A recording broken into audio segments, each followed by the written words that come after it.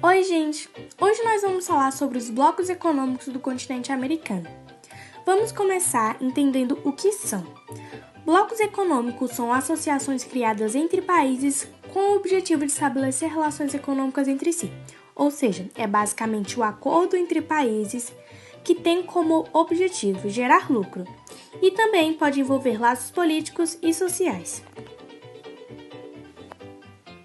Para entender melhor o conceito, vamos voltar para o fim da década de 40, onde começaram a surgir os primeiros blocos econômicos.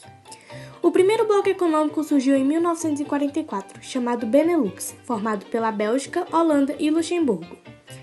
Esse bloco econômico tinha como prioridade ajudar os países membros, ou seja, os países que fazem parte do bloco econômico, a se recuperarem da Segunda Guerra Mundial. Então, de uma forma mais resumida, os blocos econômicos são laços no qual cada país ajuda um ao outro da forma que pode. Agora que vocês já entenderam o significado, vamos falar sobre os tipos de blocos econômicos. Vale lembrar que vamos começar do mais simples ao mais complexo. O primeiro bloco econômico é a área de livre comércio. Esse tipo de bloco tem como objetivo reduzir e eliminar as taxas alfandegárias sobre produtos comercializados entre os países membros. Mas o que são essas taxas alfandegárias?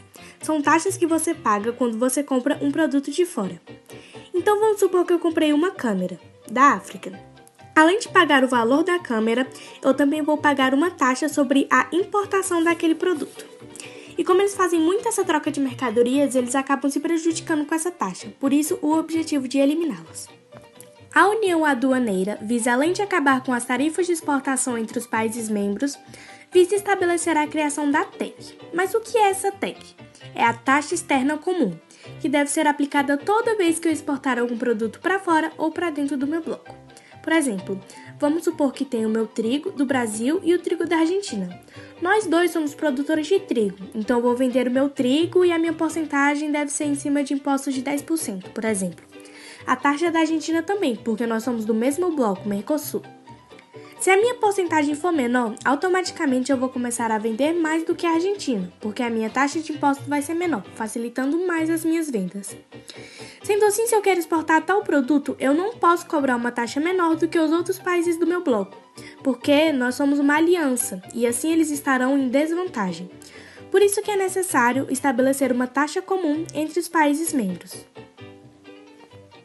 O mercado comum, então, emprega a eliminação das taxas alfandegárias, criação da TEC e a livre circulação de mercadorias, bens e serviços entre os países membros.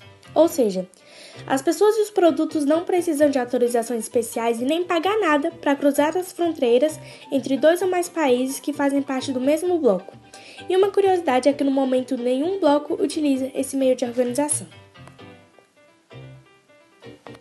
A União Econômica e Monetária, recapitulando, adere todas as técnicas utilizadas nos tipos de blocos citados anteriormente e também adota uma moeda única. Com isso, as transações econômicas são facilitadas porque não é necessário ficar invertendo a moeda toda vez que se compra algo do outro país, por exemplo. E lembrando que essa moeda deve ser administrada por um banco central e utilizada pela população como um todo.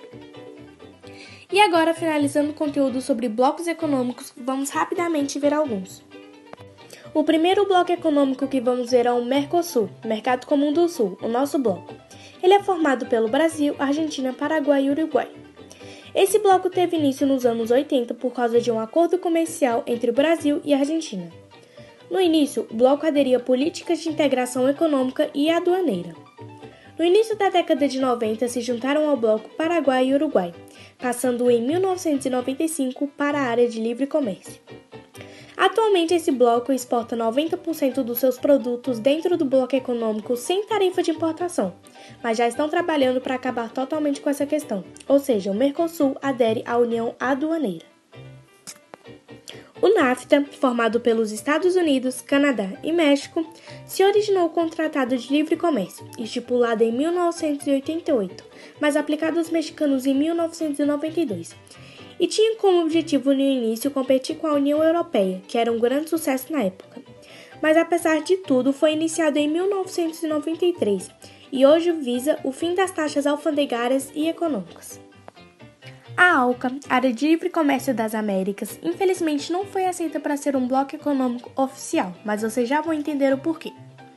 Criado em 9 de dezembro de 1994, era uma proposta feita pelo presidente dos Estados Unidos Bill Clinton durante a Cúpula das Américas, em Miami, com o objetivo de eliminar as barreiras alfandegárias entre os 34 países americanos, formando assim uma área de livre comércio, cuja data limite seria o final de 2005.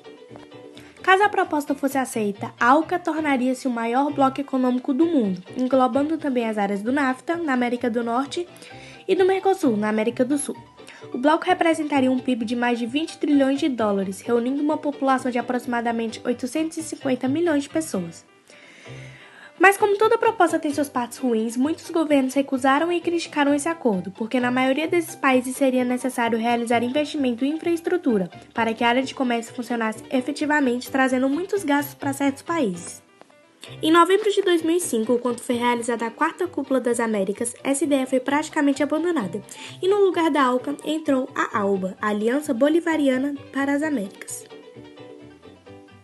E agora, finalizando o conteúdo, vamos falar resumidamente sobre os BRICS. BRICS é uma sigla que se refere aos países membros fundadores, sendo B de Brasil, R de Rússia, I de Índia e C de China, originalmente. Mas em 14 de abril de 2011 foi acrescentado o S de South Africa, em português, África do Sul.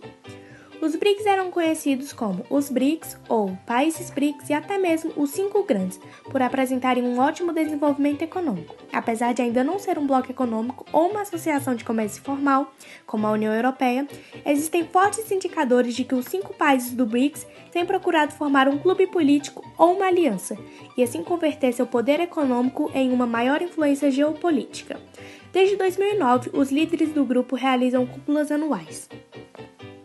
A sigla foi criada por Jim O'Neill em um estudo de 2011 e desde então a sigla passou a ser usada amplamente como um símbolo da mudança no poder econômico global.